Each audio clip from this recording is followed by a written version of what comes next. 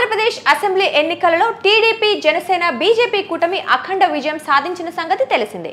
175 స్థానాలకు గాను కూటమి ఏకంగా 164 సీట్లు గెలుచుకోగా వైసీపీ కేవలం 11 సీట్లకే పరిమితమై ప్రతిపక్ష హోదా కూడా కోల్పోయింది.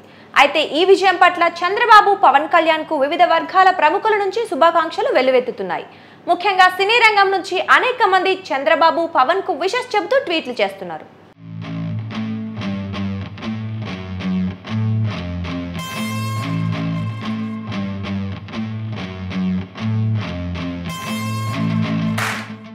ఈ కోవలోనే నందమూరి నట వారసుడు హీరో జూనియర్ ఎన్టీఆర్ చంద్రబాబుకు శుభాకాంక్షలు తెలిపారు. ప్రియమైన మామయ్యకి ఈ చారిత్రాత్మకమైన విజయాన్ని సాధించినందుకు నా హృదయపూర్వక శుభాకాంక్షలు. మీ ఈ విజయం ఆంధ్రప్రదేశ్ రాష్ట్రాన్ని అభివృద్ధి పదం వైపు నడిపిస్తుందని ఆశిస్తున్నాను.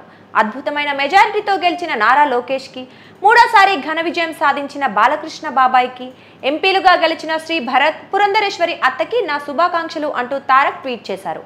అలాగే ఇంతటి ఘన విజయం సాధించిన పవన్ కళ్యాణ్ గారికి కూడా నా హృదయపూర్వక శుభాకాంక్షలు అంటూ మరో ట్వీట్ కూడా చేశారు.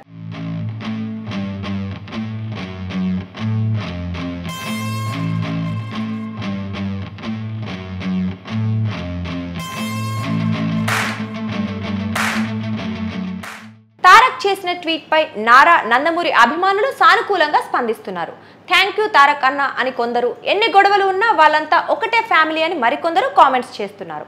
ఈ దెబ్బతో చాలా మందికి తుప్పు వదిలిపోతుందంటూ వైసీపీ నేతలను ఉద్దేశించి నెటిజన్లు కామెంట్లు పెడుతున్నారు. మరొక నెటిజన్ అయితే 2019లో జగన్ గెలిచినప్పుడు తారక్ ట్వీట్ చేయలేదు, ఇప్పుడు టీడీపీ గెలవగానే ట్వీట్ చేశాడంటే వాళ్ళంతా ఒక్కటే ఫ్యామిలీ అని అర్థమవుతోంది. టీడీపీ తారక్ అన్న తాత పార్టీ, మామ పార్టీ, ఫైనల్ గా మేమంతా ఒక్కటే అంటూ వైసీపీకి కౌంటర్ గా కామెంట్ చేశాడు.